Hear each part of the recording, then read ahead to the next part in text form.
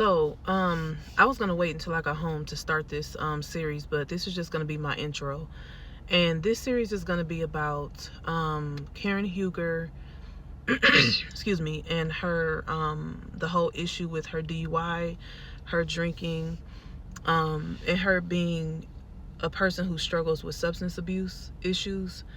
First of all, I watched the sit down with Andy Cohen yesterday, and she mentioned a particular thing twice, and I feel like I would have loved for Andy Cohen to go into more detail, like ask more questions, because one question that he asked her was something to the effect of, like, what did you ever get to the root of these issues? And Karen, she did. She said she did get to the root of them. And just like I said in my live about a week ago, I know exactly why Karen drinks. And I'm gonna keep talking about this because, once again, something that is very, very serious is being overlooked by her being a quote unquote celebrity. People trying to control how somebody tells their story or how they admit to something, how they deal with something. And I've watched several videos about this whole situation of people reviewing the Andy Cohen sit down. And what I keep hearing people say is that Karen still seems like she's in denial. I keep hearing people say that she's lying.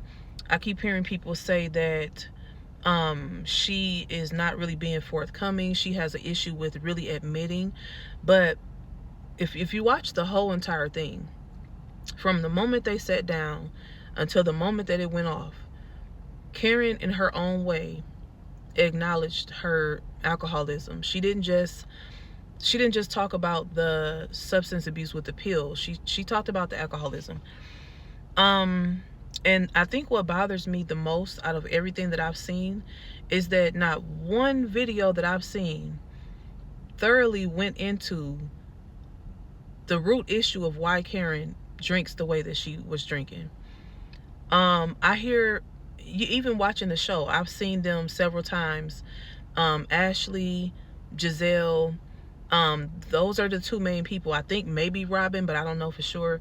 I've seen them bring up noticing Karen's drinking problem. I've seen them kind of like make fun of it or whatever. But what I think is very clear from me watching people's reviews and from me looking at like what people are saying is that we don't really see people as human. We expect them to acknowledge things when we want to, the way that they want to, and we don't really see them for who they really are or what they're really going through. And again, the fact that Karen's sexual assault, her rape, has not been brought up for people to see her as human, for people to see her as, wow, she didn't just go to rehab and just go through the motions. Karen has had a problem for a very, very, very long time, which she has acknowledged. And that's the root of it. So anybody who knows me knows that that's something that I talk about a lot, and knows that when I hear this as an issue that somebody has in their life, alcoholism or sexual abuse, those two things are very sensitive to me, because exactly what Karen is going through is what people who have been sexually assaulted go through, especially when it happens when you're an adult, because oftentimes you don't have a support system. Oftentimes people don't necessarily want to hear about how you're feeling or what you're dealing with, and oftentimes you don't even know what you're dealing with or what you've been through. Oftentimes people don't tell what happened to them, and so if you don't tell, it's kind of impossible for you to go through the necessary acceptance stages, the healing stages, even just the acknowledgement of it. There was something that Karen said, that, she tried to stitch herself back together. And that at 19 years old, going through something like that with somebody that you thought was somebody that was trustworthy, even though she did kind of allude to him being a knucklehead or a fool, and she still went out with him anyway. You just don't expect something like that from somebody. And so when it does happen, it sends a shock through your system. And the shock could be described as exactly what Karen said. When somebody snatches your soul, whatever she said in the interview, that's the thing that people didn't hear, it seems. That's the thing that people are not acknowledging, and it's really, really, really bothering me, because everybody is like, so, to me, still trying to beat down on Karen, no matter what level of accountability Karen takes.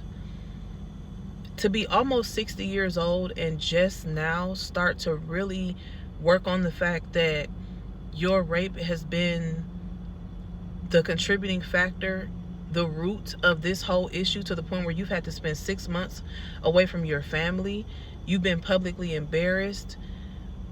That 19-year-old girl is still in Karen. And it is hurting me that I don't feel like people are seeing that. I don't feel like people are acknowledging that. I feel like people are expecting something from her that she just may not be at this time ready to probably. I think it's hard. I think it's really hard. And so I'm going to be doing a few videos, a series of videos, where I'm going to be discussing this very thing, because from me seeing Karen on season 2, when she first brought this information to the world, and her working with the organization PAVE, I think there was another season where she worked with PAVE and she was a speaker. It makes sense now why Karen has the alcohol issues that she has. Substance abuse issues is directly tied and linked to a past of sexual trauma. If it's not dealt with properly, she also acknowledged and mentioned that she wasn't believed by some people in her family. And the abuse is a trauma in itself. Admitting it to yourself is a trauma within itself. Acknowledging, trying to heal. But then for somebody to say that you're lying is the most cruel thing to me. And so not only do you go through the assault, but then you also go through people knowing and then people lying and saying that people saying that you're lying. That's a lot. And so I feel like Karen has shared a little bit more detail about it. I feel like Karen has acknowledged in great detail like what she was dealing with and why. And it's like that's not enough for people. But I don't think people really are taking into consideration that, just like Karen said, she stopped growing emotionally at 19 years old. And to be 60 now and realize that all of these damn years have gone by and you're just really starting to get to the root, I think Karen deserves to be cut some slack. So I'm going to be doing a series of videos, like I said, about this topic.